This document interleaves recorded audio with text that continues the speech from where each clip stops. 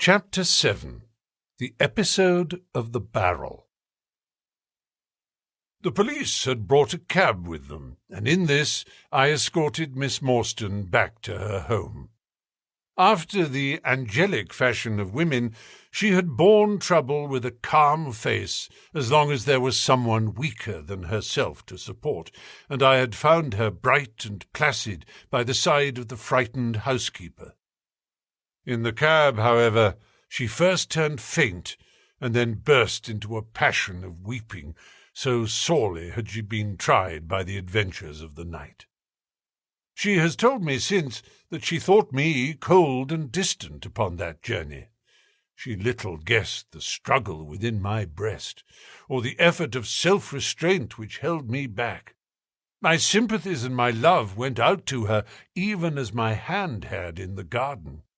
I felt that years of the conventionalities of life could not teach me to know her sweet, brave nature as had this one day of strange experiences. Yet there were two thoughts which sealed the words of affection upon my lips. She was weak and helpless, shaken in mind and nerve. It was to take her at a disadvantage to obtrude love upon her at such a time. Worse still, she was rich. If Holmes's researches were successful, she would be an heiress. Was it fair, was it honourable, that a half-pay surgeon should take such advantage of an intimacy which chance had brought about? Might she not look upon me as a mere vulgar fortune-seeker? I could not bear to risk that such a thought should cross her mind. This Agra treasure intervened like an impassable barrier between us. It was nearly 2:00 when we reached Mrs. Cecil Forrester's. The servants had retired hours ago, but Mrs. Forrester had been so interested by the strange message which Miss Morstan had received that she had sat up in the hope of her return. She opened the door herself, a middle-aged, graceful woman, and it gave me joy to see how tenderly her arm stole round the other's waist, and how motherly was the voice in which she greeted her. She was clearly no mere paid dependent, but an honoured friend. I was introduced, and Mrs. Forrester earnestly begged me to step in and tell her our adventures. I explained, however, the importance of my errand, and promised faithfully to call and report any progress which we might make with the case. As we drove away, I stole a glance back, and I still seemed to see that little group on the step, the two graceful, clinging figures, the half-opened door, the hall light shining through stained glass, the barometer and the bright stair-rods. It was soothing to catch even that passing glimpse of a tranquil English home in the midst of the wild, dark business which had absorbed us. And the more I thought of what had happened, the wilder and darker it grew. I reviewed the whole extraordinary sequence of events as I rattled on through the silent, gaslit streets. There was the original problem. That, at least, was pretty clear now. The death of Captain Morstan, the sending of the pearls, the advertisement, the letter. We had had light upon all those events. They had only led us, however, to a deeper and far more tragic mystery.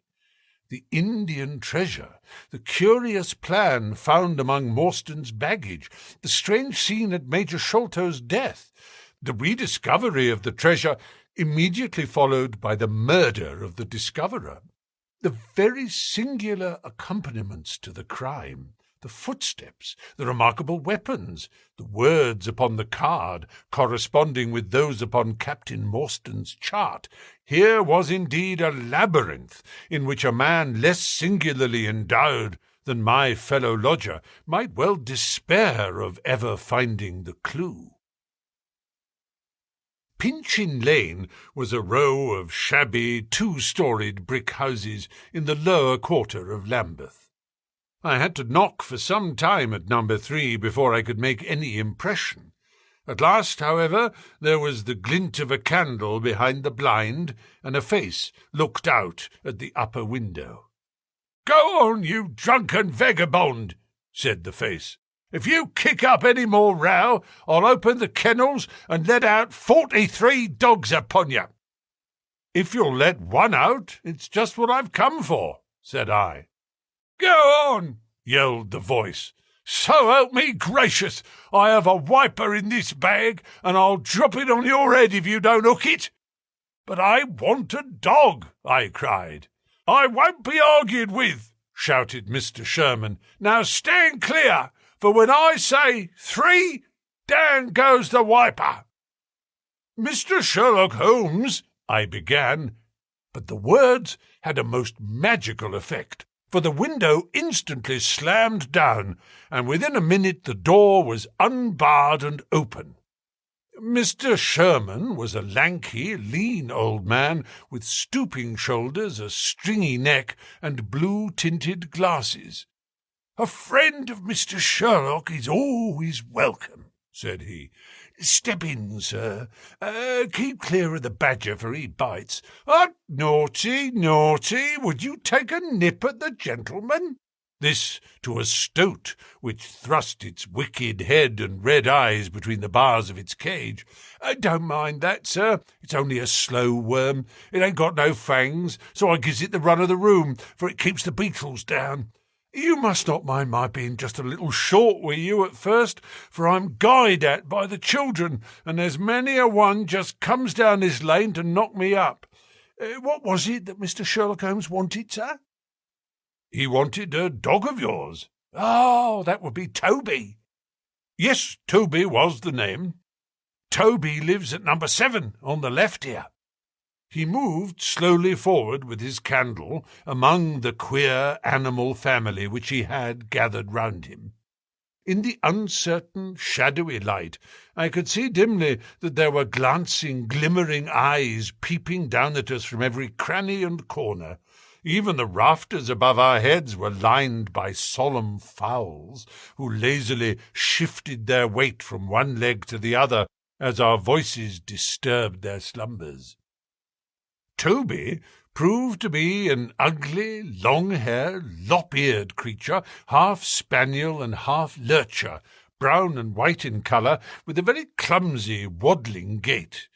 It accepted, after some hesitation, a lump of sugar which the old naturalist handed to me, and, having thus sealed an alliance, it followed me to the cab and made no difficulties about accompanying me. It had just struck 3 on the palace clock when I found myself back once more at Pondicherry Lodge. The ex-prize-fighter McMurdo had, I found, been arrested as an accessory, and both he and Mr. Sholto had been marched off to the station. 2 constables guarded the narrow gate, but they allowed me to pass with the dog on my mentioning the detective's name. Holmes was standing on the doorstep with his hands in his pockets, smoking his pipe. "Ah, you have him there," said he. "Good dog, then." "Athelney Jones has gone. We have had an immense display of energy since you left.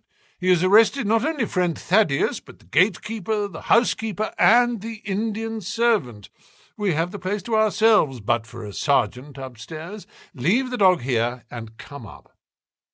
We tied Toby to the hall table and reascended the stairs. The room was as we had left it, save that a sheet had been draped over the central figure. A weary-looking police sergeant reclined in the corner. "Lend me your bull's-eye, sergeant," said my companion. "Now tie this bit of card round my neck, so as to hang it in front of me. Thank you. Now I must kick off my boots and stockings. Just you carry them down with you, Watson. I'm going to do a little climbing, and dip my handkerchief into the creosote. That will do. Now come up into the garret with me for a moment." We clambered up through the hole. Holmes turned his light once more upon the footsteps in the dust. "I wish you particularly to notice these footmarks," he said. "Do you observe anything noteworthy about them?" "They belong," I said, "to a child or a small woman." Apart from their size, though, is there nothing else? They appear to be much as other footmarks. Not at all. Look here. This is the print of a right foot in the dust. Now, I make one with my naked foot beside it. What is the chief difference? Your toes are all cramped together. The other print has each toe distinctly divided. Quite so. That is the point. Bear that in mind. Now, would you kindly step over to that flap window and smell the edge of the woodwork? I shall stay over here, as I have this handkerchief in my hand. I did as he directed, and was instantly conscious of a strong, tarry smell. That is where he put his foot in getting out. If you can trace him, I should think that Toby will have no difficulty. Now run downstairs, loose the dog, and look out for Blondin. By the time that I had got out into the grounds, Sherlock Holmes was on the roof, and I could see him like an enormous glowworm crawling very slowly along the ridge. I lost sight of him behind a stack of chimneys, but he presently reappeared and then vanished once more upon the opposite side. When I made my way round there, I found him seated at one of the corner eaves. "That you, Watson?" he cried. "Yes. This is the place. What is that black thing down there?" "A water barrel." "Top on it?" "Yes." "No sign of a ladder?" "No." "Confound the fellow! It's a most breakneck place. I ought to be able to come down where he could climb up. The water-pipe feels pretty firm. Here goes, anyhow." There was a scuffling of feet, and the lantern began to come steadily down the side of the wall. Then, with a light spring, he came onto the barrel, and from there to the earth. It was easy to follow him, he said, drawing on his stockings and boots. Tiles were loosened the whole way along, and in his hurry he had dropped this. It confirms my diagnosis, as you doctors express it. The object which he held up to me was a small pocket or pouch woven out of coloured grasses, and with a few tawdry beads strung round it. In shape and size it was not unlike a cigarette case. Inside were 6 spines of dark wood, sharp at one end and rounded at the other, like that which had struck Bartholomew Sholto. "They are hellish things," said he. "Look out that you don't prick yourself. I'm delighted to have them, for the chances are that they are all he has. There is the less fear of you or me finding one in our skin before long. I would sooner face a martini bullet myself. Are you game for a 6-mile trudge, Watson?" "Certainly," I answered. "Your leg will stand it?" "Oh, yes." "Here you are, doggy. Good old Toby. Smell it, Toby. Smell it." He pushed the creosote handkerchief under the dog's nose, while the creature stood with its fluffy legs separated, and with a most comical cock to its head, like a connoisseur sniffing the bouquet of a famous vintage. Holmes then threw the handkerchief to a distance, fastened a stout cord to the mongrel's collar, and led him to the foot of the water barrel. The creature instantly broke into a succession of high, tremulous yelps, and with his nose on the ground and his tail in the air, pattered off upon the trail at a pace which strained his leash and kept us at the top of our speed. The east had been gradually whitening, and we could now see some distance in the cold grey light. The square, massive house, with its black, empty windows and high, bare walls, towered up, sad and forlorn, behind us. Our course led right across the grounds, in and out among the trenches and pits with which they were scarred and intersected. The whole place, with its scattered dirt heaps and ill-grown shrubs, had a blighted, ill-omened look which harmonized with the black tragedy which hung over it. On reaching the boundary wall, Toby ran along, whining eagerly underneath its shadow, and stopped finally in a corner screened by a young beech. Where the two walls joined, several bricks had been loosened, and the crevices left were worn down and rounded upon the lower side, as though they had frequently been used as a ladder. Holmes clambered up, and taking the dog from me, he dropped it over upon the other side. "There's the print of Wooden-leg's hand," he remarked, as I mounted up beside him. "You see the slight smudge of blood upon the white plaster? What a lucky thing it is that we have had no very heavy rain since yesterday. The scent will lie upon the road in spite of their 28 hours' start." I confess that I had my doubts myself when I reflected upon the great traffic which had passed along the London road in the interval. My fears were soon appeased, however. Toby never hesitated or swerved, but waddled on in his peculiar rolling fashion. Clearly the pungent smell of the creosote rose high above all other contending scents. "Do not imagine," said Holmes, "that I depend for my success in this case upon the mere chance of one of these fellows having put his foot in the chemical. I have knowledge now which would enable me to trace them in many different ways. This, however, is the readiest, and since fortune has put it into our hands, I should be culpable if I neglected it. It has, however, prevented the case from becoming the pretty little intellectual problem which it at one time promised to be. There might have been some credit to be gained out of it but for this too palpable clue." "There is credit and to spare," said I. "I assure you, Holmes, that I marvel at the means by which you obtain your results in this case even more than I did in the Jefferson Hope murder.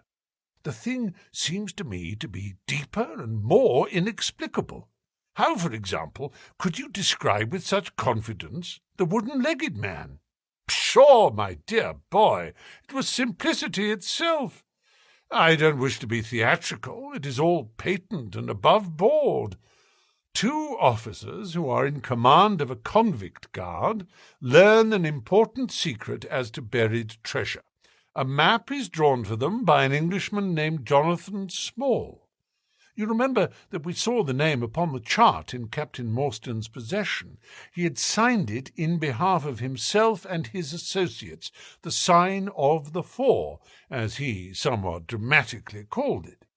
Aided by this chart, the officers, or one of them, gets the treasure and brings it to England, leaving, we will suppose, some condition under which he received it unfulfilled. Now then, why did not Jonathan Small get the treasure himself? The answer is obvious. The chart is dated at a time when Morstan was brought into close association with convicts.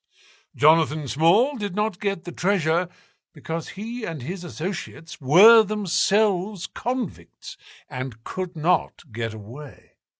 "But this is mere speculation," said I. "It is more than that. It is the only hypothesis which covers the facts. Let us see how it fits in with the sequel. Major Sholto remains at peace for some years, happy in the possession of his treasure. Then he receives a letter from India which gives him a great fright. What was that? A letter to say that the men whom he had wronged had been set free. Or had escaped. That is much more likely, for he would have known what their term of imprisonment was. It would not have been a surprise to him. What does he do then?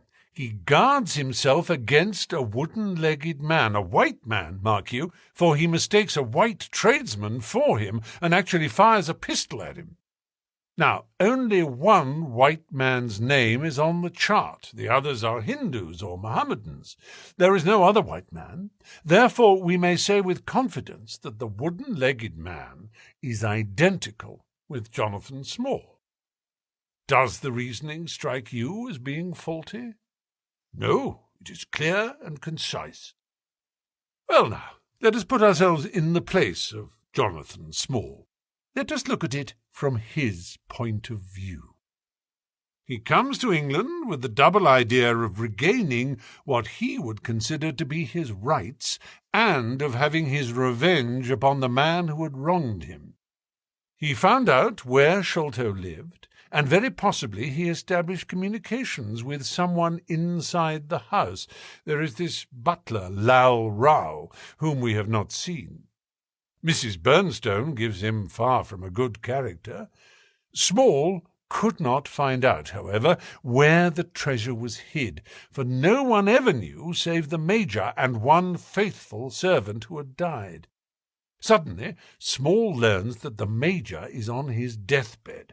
In a frenzy, lest the secret of the treasure die with him, he runs the gauntlet of the guards, makes his way to the dying man's window, and is only deterred from entering by the presence of his 2 sons. Mad with hate, however, against the dead man, he enters the room that night, searches his private papers in the hope of discovering some memorandum relating to the treasure, and finally leaves a memento of his visit in the short inscription upon the card.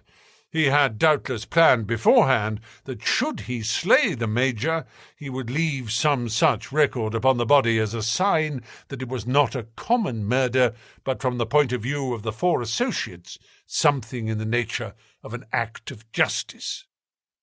Whimsical and bizarre conceits of this kind are common enough in the annals of crime, and usually afford valuable indications as to the criminal. Do you follow all this? Very clearly. Now, what could Jonathan Small do?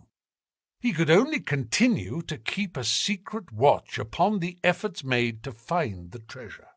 Possibly he leaves England and only comes back at intervals. Then comes the discovery of the garret, and he is instantly informed of it. We again trace the presence of some confederate in the household. Jonathan, with his wooden leg, is utterly unable to reach the lofty room of Bartholomew Sholto. He takes with him, however, a rather curious associate, who gets over this difficulty, but dips his naked foot into creosote, whence come Toby and a 6-mile limp for a half-pay officer with a damaged tendo Achilles. But it was the associate, and not Jonathan, who committed the crime. Quite so, and rather to Jonathan's disgust, to judge by the way he stamped about when he got into the room. He bore no grudge against Bartholomew Sholto, and would have preferred if he could have been simply bound and gagged. He did not wish to put his head in a halter.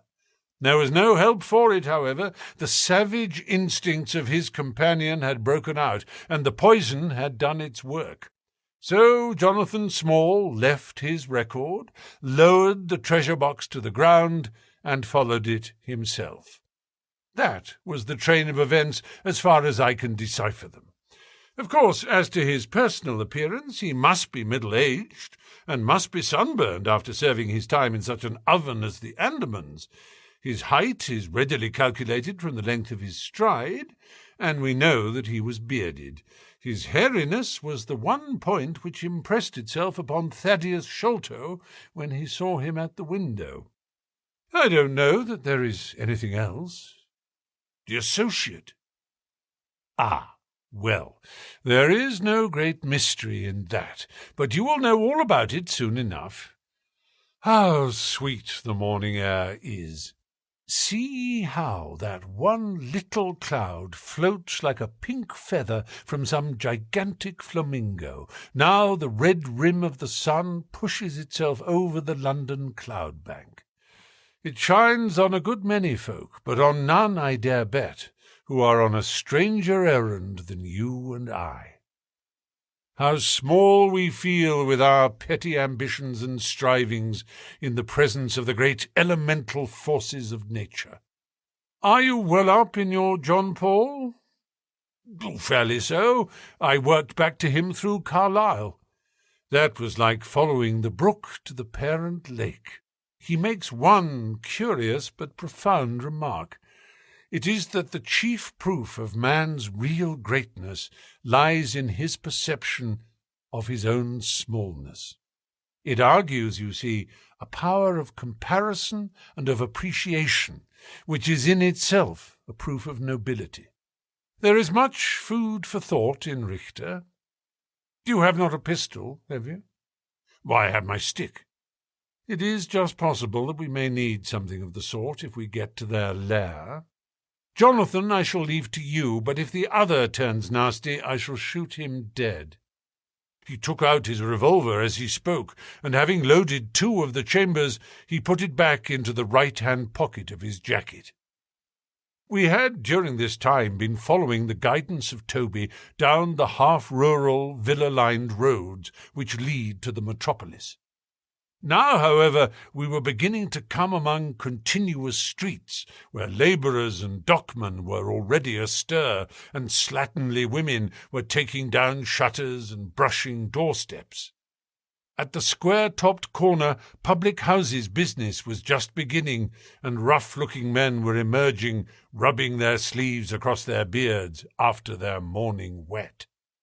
Strange dogs sauntered up and stared wonderingly at us as we passed, but our inimitable Toby looked neither to the right nor to the left, but trotted onward with his nose to the ground and an occasional eager whine which spoke of a hot scent. We had traversed Streatham, Brixton, Camberwell, and now found ourselves in Kennington Lane, having borne away through the side streets to the east of the Oval. The men whom we pursued seemed to have taken a curiously zigzag road, with the idea probably of escaping observation. They had never kept to the main road, if a parallel side street would serve their turn. At the foot of Kennington Lane they had edged away to the left through Bond Street and Miles Street.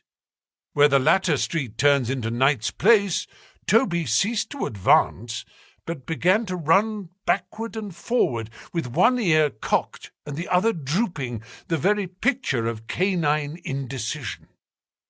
Then he waddled round in circles, looking up to us from time to time, as if to ask for sympathy in his embarrassment.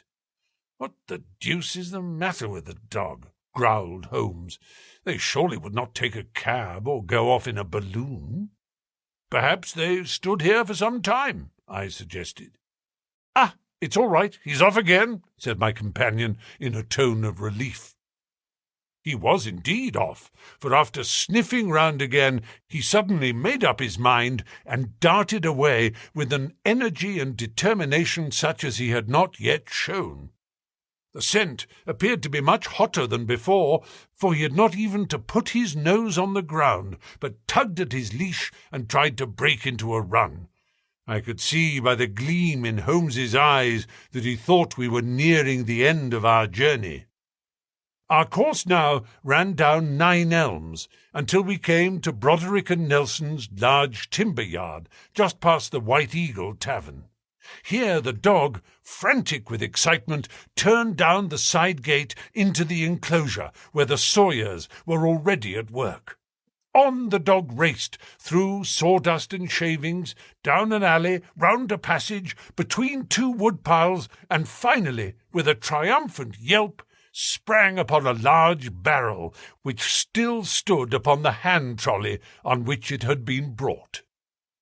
With lolling tongue and blinking eyes, Toby stood upon the cask, looking from one to the other of us for some sign of appreciation. The staves of the barrel and the wheels of the trolley were smeared with a dark liquid, and the whole air was heavy with the smell of creosote. Sherlock Holmes and I looked blankly at each other, and then burst simultaneously into an uncontrollable fit of laughter.